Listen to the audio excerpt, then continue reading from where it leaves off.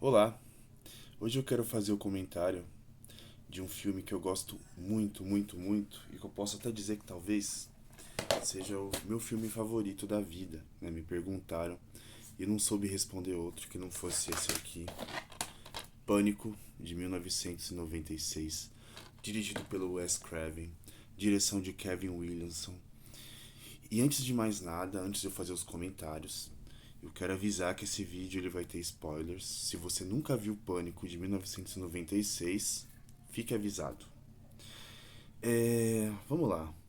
O Pânico, ele se trata de um filme de slasher. Filmes de slasher são caracterizados por aquele enredo no qual existe um assassino mascarado que vai assassinar e perseguir jovens adolescentes, né? O diferencial de Pânico é que ele usa de metalinguagem para falar, para fazer comentários a respeito do cinema de slasher, do cinema de terror. A primeira vez que eu vi esse filme foi em 1997, fiquei encantado, eu tinha 12 anos e desde então eu nunca mais parei de ver. A gente tem aí uma longa franquia que sobrevive há quase 30 anos, né? A gente vai ter aí. A gente já tem em pré-produção Pânico 7. E por que essa franquia tem essa vida tão longa, né? Bom, vamos lá. Um dos comentários do Pânico, especialmente o primeiro, ele traz muito, ele brinca muito com os clichês e as regras dos filmes de terror, né? Um dos clichês que eles brincam bastante é a respeito da Final Girl, a garota do final, a garota que sobrevive. Geralmente essa garota, ela vai ser virgem, né? Isso a gente pode pensar em como o cinema de terror, o cinema de slasher, vamos colocar aqui esse subgênero do terror, ele carrega em si algumas ideias machistas, né? Se você pegar os filmes dos anos 80, você vai ter, por exemplo, aquelas personagens, as primeiras que morrem geralmente é aquela personagem mais safadinha, aquela mais vadia, vamos dizer assim. A garota que transa morre, né? É quase como uma punição, né? O sexo ele segue de punição. Isso é muito bem colocado em Pânico e o Wes Craven, Kevin Williamson, roteirista, de certa forma, eles quebram essa ideia, especialmente quando a personagem principal, a Sidney Prescott, interpretada pela incrível Neve Campbell, ela perde a virgindade lá perto do terceiro ato do filme, né? E Pânico, olha só, ela é uma franquia que ela sobrevive já há quase 30 anos, como eu falei. E se a gente começar a pensar os primórdios da história de Pânico, a gente vai se dar conta, isso eu já pensei muitas vezes e queria trazer já aqui, que é uma história de misoginia, né? No primeiro filme a gente tem a Neve Campbell, né, que interpreta a Sidney Prescott, e o Billy Loomis, interpretado pelo... O nome dele é bem difícil de falar, vou ter que ler. Skeet Ulrich. Skeet Ulrich, uma coisa assim. Eles são namorados no filme, né? O que acontece? Eles moram em Woodsboro, uma pequena cidadezinha, e começam a acontecer assassinatos de jovens, adolescentes, especialmente mulheres. Um assassinato emblemático que começa logo no início do filme, que traz logo no início do filme, da personagem Casey Becker, interpretada pela Drew Barrymore. Aliás, uma das cenas iniciais mais clássicas do cinema de terror, se não do cinema em geral, viu? E o que acontece? Ninguém sabe quem é esse tal assassino, né? E antes desse trágico acontecimento, né, dos massacres que acontecem no decorrer do primeiro Pânico, né? Um ano atrás, a mãe de Sidney Prescott foi supostamente estuprada e assassinada brutalmente. Né? Os assassinatos começam a ocorrer um ano depois desse crime terrível que traumatiza a Sidney. Agora eu vou dizer porque que esse vídeo tem spoiler, né?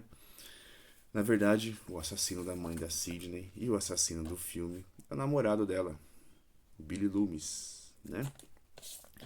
Qual a justificativa do Billy Loomis para ter não só matado a mãe da Sidney, como ter cometido vários assassinatos com o parça dele, o Stuart, né? Bom, vamos lá. O Billy vai dizendo para Sidney que ele descobriu que o pai dele estava tendo um caso com a mãe dela e por isso a mãe dele foi embora de casa. que o Billy resolve fazer? Ele resolve assassinar a mãe da namorada. A mãe da namorada, a Maureen Prescott, né? A mãe da Sidney, ela é aquela mulher que tem a má fama na cidade, né? Todo mundo comenta que ela tinha amantes, que ela era infiel, né? E um dos amantes dela era o pai do Billy. Só que, ao invés do Billy tentar acertar as contas com o pai dele, lógico, claro, que ele vai encontrar a culpada de tudo, a mulher má falada, que é a mãe da Sidney. Vejam bem, essa história familiar, ela vai desencadear uma longa jornada que dura até hoje, né? A gente tem novos protagonistas na franquia, né? A gente tem o retorno da Sidney Prescott agora em Pânico 7. E vejam bem, tudo começa com uma história de misoginia. Por que misoginia, né? Não se trata só do filho triste porque a mamãe foi embora porque o papai tinha uma amante. Trata-se especialmente de escolher a mulher como bode expiatório de grandes problemas sociais, né? Grandes problemas sociais. E isso acaba caindo no colo de Sidney Prescott, que há quase 30 anos tem que lidar com novos e novos assassinos que tentam copiar o seu primeiro namorado, o cara que assassinou sua mãe e que tentou matá-la, né?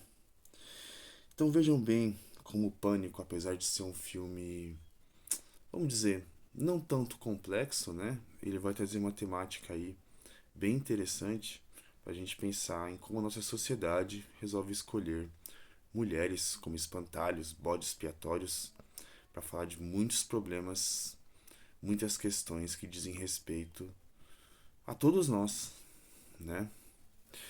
Então, Pânico, eu costumo dizer que é uma história de misoginia, né? O terror slasher em si, como eu já comentei, ele costuma trazer muitos elementos de misoginia. Eu falei, né, da Final Girl, da garota final, que geralmente é uma garota virgem, que acontece com a Sidney, que infelizmente ela perde a virgindade pouco antes de descobrir que o namorado dela matou a mãe, tá tentando matá-la e matou os amigos.